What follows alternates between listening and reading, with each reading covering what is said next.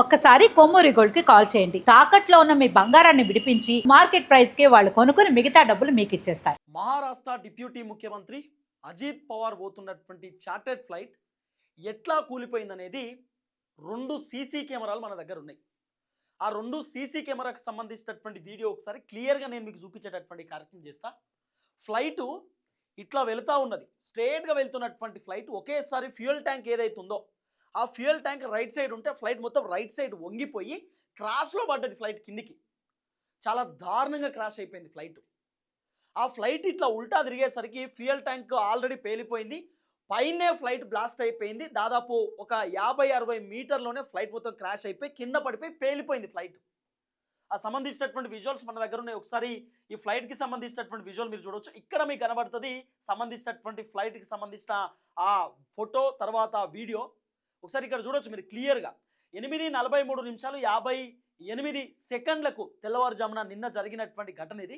So ఇక్కడ flight చూడొచ్చు, ఇగో ఇక్కడ ఫ్లైట్ ఇగో ఎట్లా పడ్డదో కింద ఒకసారి మీకు కనబడుతుంది. మళ్ళీ ఒకసారి చూసేటటువంటి కార్యక్రమం చేయండి. ఫ్లైట్ ఇట్లా స్ట్రేట్గా వెళ్తున్నది, స్ట్రేట్గా వెళ్తున్నటువంటి ఫ్లైట్ ఒకేసారి ఇట్లా ఉల్టా పడిపోయి కిందికి వచ్చేసింది ఫ్లైట్. ఆ సంబంధించినటువంటి సీసీ ఫుటేజ్ ఒక్కసారి మళ్ళీ మీరు క్లియర్గా చూసేటటువంటి కార్యక్రమం చేయండి. ఇక్కడ కనబడుతుంది మీకు ఏదైతే వైర్ ఉందో వైర్ కింద భాగంలో మీకు కనబడుతుంది. ఒకసారి మళ్ళీ చూడండి. ఇక్కడ ఫ్లైట్ వస్తూ ఉంది, ఇగో ఫ్లైట్ ఇగో ఇక్కడ నుండి ఇగో ఇట్లా పడిపోయింది కిందికి. ఇట్లా స్ట్రైట్గా వస్తున్నటువంటి ఫ్లైట్ కిందికి పడిపోయినటువంటి పరిస్థితి. మళ్ళీ ఒకసారి చూడండి. ఆ ఫ్లైట్ ఇక్కడ వస్తూ ఉంది, ఫ్లైట్ కింద పడిపోయినటువంటి పరిస్థితి. ఆ విధంగా ఫ్లైట్ నిన్న స్ట్రైట్గా వస్తున్నటువంటి ఫ్లైట్, ఇట్లా స్ట్రైట్గా ఉన్నటువంటి ఫ్లైట్ ఒకేసారి ఉల్టా తిరిగిపోయి అంటే క్రాస్లో కింద పడిపోయినటువంటి పరిస్థితి.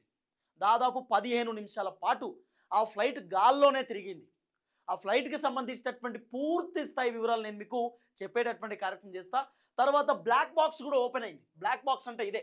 ఈ బ్లాక్ బాక్స్లో ఎవ్రీథింగ్ రికార్డ్ అవుతుంది. ఆ ఫ్లైట్కి సంబంధించినటువంటి వెనుక భాగంలో తోక అంటారు కదా, ఫ్లైట్ తోక భాగంలో ఈ బ్లాక్ బాక్స్ ఉంటుంది. ఎందుకంటే ఒకవేళ ఫ్లైట్ మొత్తం కాలిపోయినా పేలిపోయినా కూడా వెనుక భాగం కొంత సేఫ్గా ఉండేటటువంటి అవకాశం ఉంటుంది. ఎయిర్ ఇండియా మీకు తెలుసు, అహ్మదాబాద్కి సంబంధించినటువంటి ఘటనలో దాదాపు 200 పైచీలకు మంది జనం చనిపోయినారు. ఎయిర్ ఇండియా ఫ్లైట్ బ్లాస్ట్ అయిపోయి ఇంజన్ ఆగిపోయింది, ఒకేసారి ఫ్లైట్ కిందికి వచ్చేసింది, ఫ్యూయల్ ట్యాంక్ పేలిపోయి ఆ ఫ్లైట్లో ఉన్నటువంటి చాలామంది ప్రాణాలు కోల్పోయినారు, అందరు చనిపోయినారు. అక్కడ ఫ్లైట్కి సంబంధించినటువంటి వెనుక తోక భాగం అట్లనే ఉంది.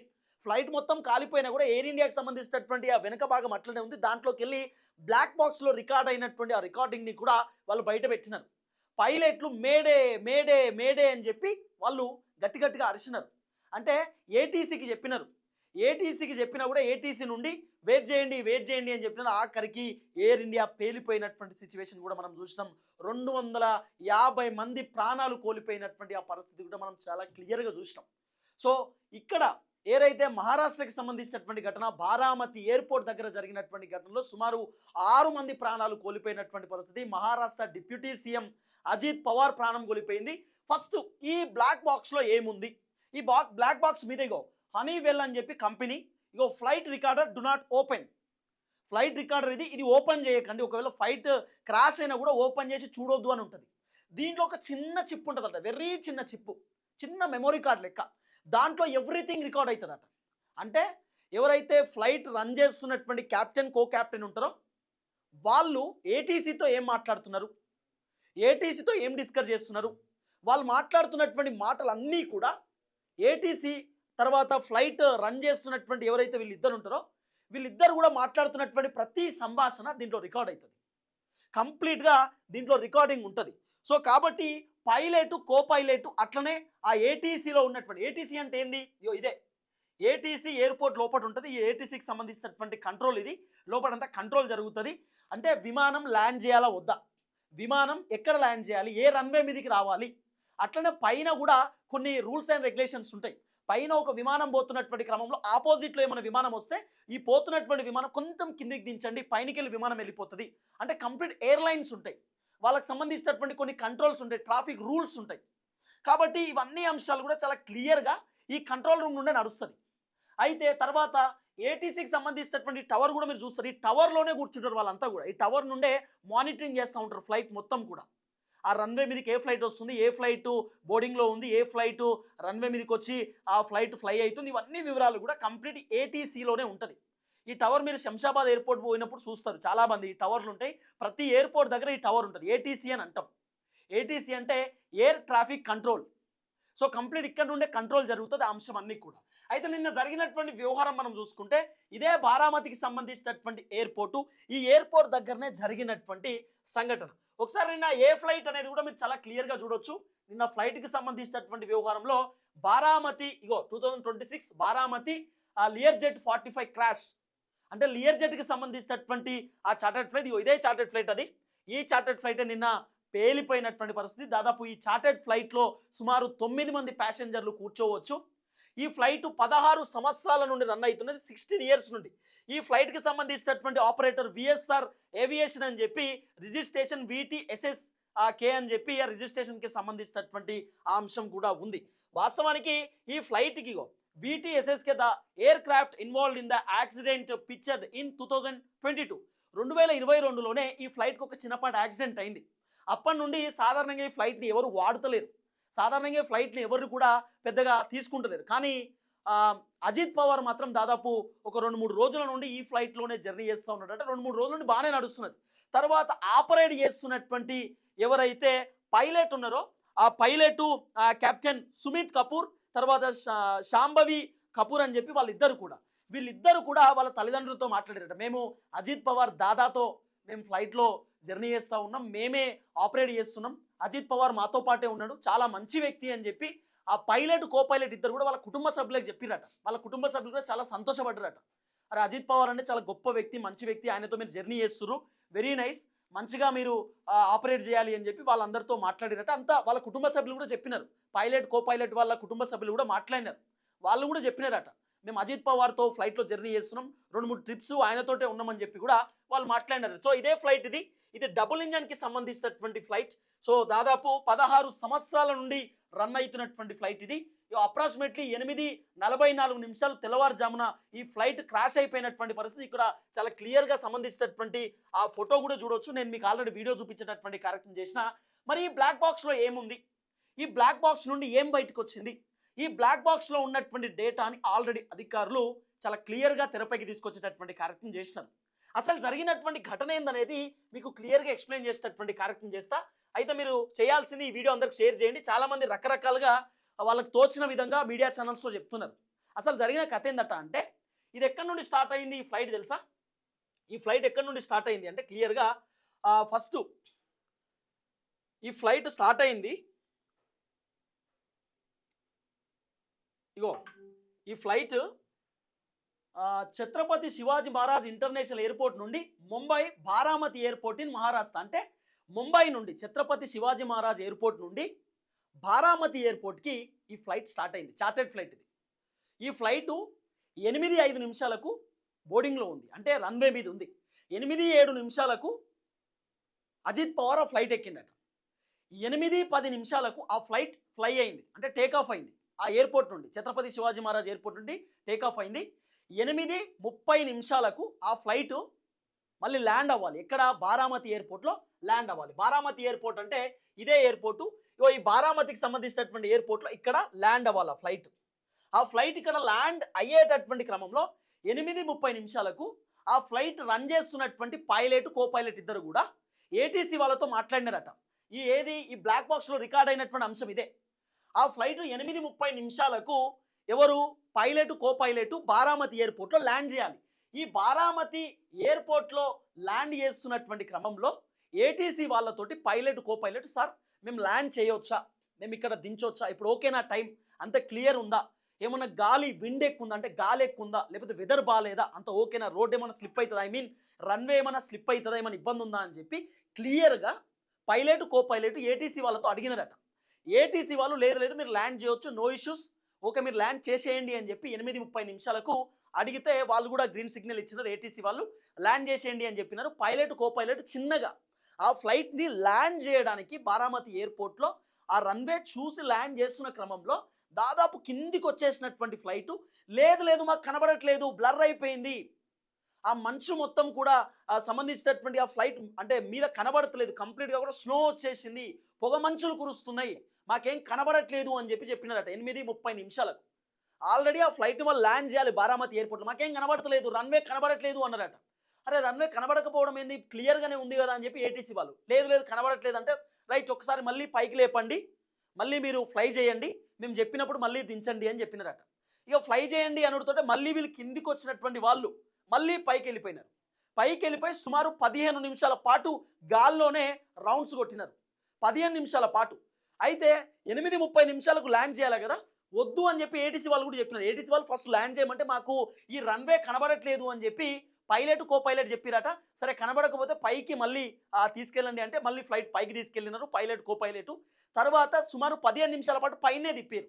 పైన తిప్పుతుంటే ఏటీసీ వాళ్ళు చెప్పినారట, అంత బాగానే ఉంది, మీరు దించేయండి, మీరు ఏదైతే రన్వే నెంబర్ 11 పైన దించండి, రన్వే నెంబర్ 11 బాగానే ఉంది, క్లీన్ ఉంది, ఏమి ఇబ్బంది లేదు, అంత క్లియర్గా ఉంది, దించండి అని చెప్తే, తర్వాత పైన తిరుగుతున్నటువంటి నేపథ్యంలో 8:40 నిమిషాలకు అంటే దాదాపు 10 మినిట్స్ గాల్లోనే తిప్పుతున్నప్పుడు ఏటీసీ వాళ్ళు అడిగినారట, ఓకే మీకు కనబడుతుందా రన్వే ఇప్పుడు క్లియర్గా ఉందంటే, ఎస్ వీఆర్ క్లియర్, రన్వే మాకు క్లియర్గా ఉంది, కనబడుతుంది, ఓకే అని చెప్పినారట. రైట్, మీరు రన్వే నెంబర్ 11 పైన దించండి, 11 పైనకి వచ్చి దించండి, డైరెక్ట్ మీరు బారామతి ఎయిర్పోర్ట్ దగ్గరకు వచ్చేయండి, ఇక్కడికి వచ్చేయండి అని చెప్పినారట.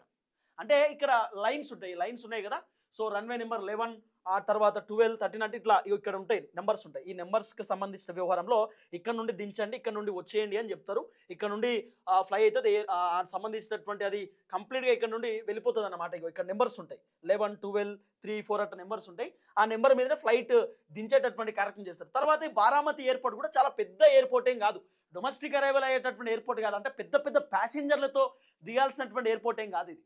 సో చాలా చిన్న ఎయిర్పోర్టు, బారామతికి సంబంధించినటువంటి ఎయిర్పోర్టు కాబట్టి ఇక్కడ నెంబర్ 11కి దించమని చెప్పి ఏటీసీ వాళ్ళు కూడా పైలట్కి కో పైలట్కి చెప్పిరట. ఓకే అని చెప్పి వాళ్ళు అన్నారట. ఇదే కంప్లీట్ ఇదే ఉంది. తర్వాత నుండి లైన్ కట్ అయిపోయిందట.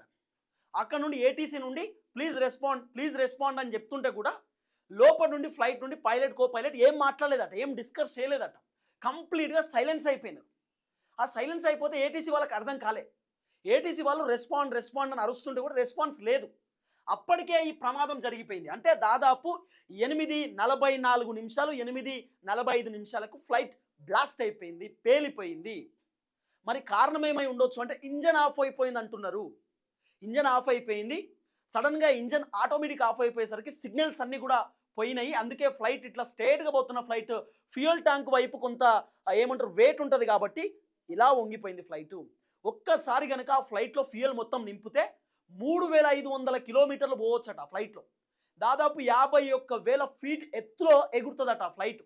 సుమారు ఎంత గంటకు 850 కిలోమీటర్ల మైళ్ళ దూరంలో ఫ్లైట్ పోతుందట. గంటకు 850 కిలోమీటర్ల ఫ్లైట్ జర్నీ చేస్తుందట. Very safe and security flight అంటే ఇది. సేఫ్ అండ్ సెక్యూరిటీ ఫ్లైట్ ఇట్లా జరిగింది. ఇట్లా జరగడానికి గల కారణం ఏందనేది ఇప్పుడు పెద్ద క్వశ్చన్ మార్క్ లెక్క కనబడుతున్నది. కాబట్టి పైలట్ కో పైలట్ మరి అప్రమత్తంగా లేరా, ఎందుకంటే వాళ్ళు మాకు కనబడలేదు అంటున్నారు. అది చాలా క్లియర్గా బ్లాక్ బాక్స్లో ఉన్నటువంటి రికార్డింగ్స్ అదేనట. మాకేం కనబడలేదు, మాకు రన్వే కనబడలేదు అని ఫస్ట్ టైం చెప్పుడుతాడు. లేదు రన్వే కనబడకపోతే మళ్ళీ పైకి లేపండి ఫ్లైట్ అని చెప్తే పైకి లేపిరు. దాదాపు 10 నిమిషాలు రౌండ్ కొడుతురు. పైన రౌండ్ కొడుతుంటే 8:40 నిమిషాలకు ఏటీసీ నుండి రైట్ మీకు ఇప్పుడు రన్వే కనబడుతుంది, రన్వే నెంబర్ 11 పైన దించండి అంటే ఓకే డన్ మాకు కనబడుతుంది అని చెప్పి పైలట్ కో పైలట్ చెప్పిరట. ఇక దించుతున్న క్రమంలో ఇక రెస్పాన్స్ లేదు, వాళ్ళు మాట్లాడే మాటలకు వీళ్ళు రెస్పాన్స్ ఇస్తలేరట పైలట్ కో పైలట్. అస్సలు లాస్ట్కి జరిగినటువంటి సంఘటన ఇదే. కానీ చాలా దారుణమైనటువంటి ఘటన.